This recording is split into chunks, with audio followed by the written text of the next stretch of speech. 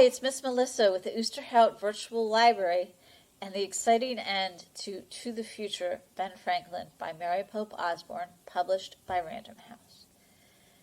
Ben Franklin is going to leave the year 2020 and return to his own time to sign the U.S. Constitution. So we're going to wave goodbye to Ben and find out how the adventure of the Constitution continues today. Morgan Le Fay and Ben Franklin stood in the treehouse window together. "Hello, Jack. Hello, Annie," Morgan called. "Congratulations. You successfully carried out my wishes on your last 4 adventures." She's talking about it in the Magic Treehouse book you should really check out. "You learned a great lesson from Jackie Robinson. You worked with Mother Mary Joseph in Texas. You spent time with Emperor Marcus Aurelius in Rome. And you've just given me one of the most remarkable adventures of my life," said Ben.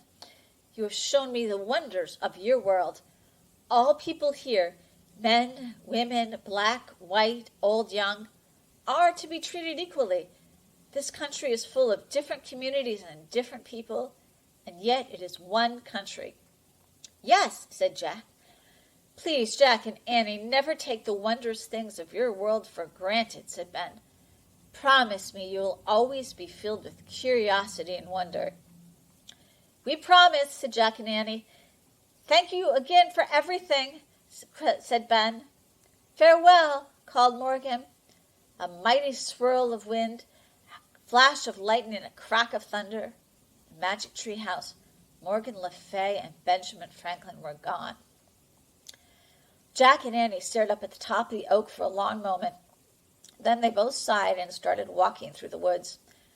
"Remember, in Morgan's rhyme, Morgan says, 'Everyday wonders will show him the way,'" said Annie. "At first, I thought she meant modern inventions." "Me too," said Jack, "but those things just seemed to scare Ben." "Right," said Annie. "So then I thought, what if we show him the public library? He wouldn't be afraid of that." "Yeah, especially since he started the first one," said Jack. "And he'd get to see how everyone's allowed to go there and borrow books and use computers and get tons of information," said Annie, "like how cars work."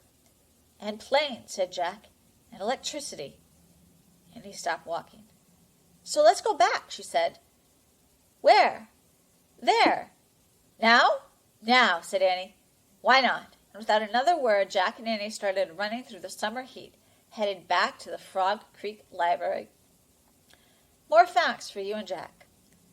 On September 17, 1787, the Constitution of the United States was signed. Ben Franklin felt that the document was not perfect, but he urged everyone to be humble and stand together in the spirit of compromise.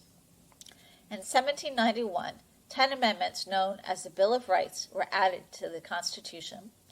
Since that time, more amendments have been added. Today, the Constitution includes 27 amendments. The United States Constitution is the supreme law of the nation. It is the longest-standing constitution in the history of the world. The Latin phrase e pluribus unum means out of many, one, appears on every U.S. coin. Well, Ben was certainly right. The U.S. Constitution was not perfect. And some of the changes that they talked about took a long time. It wasn't for several decades and a horrible civil war that slavery was ended. And women didn't get the right to vote nationwide until 1920.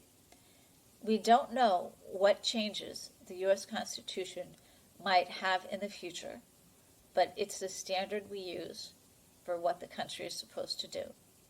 If you're interested in Ben Franklin, there is a nonfiction Magic Treehouse book about him, a fact tracker book that you can get on the Cloud Library. And there are many books about Ben Franklin and the Constitution back at the Oosterhout Library, where I hope to see you soon. Bye-bye.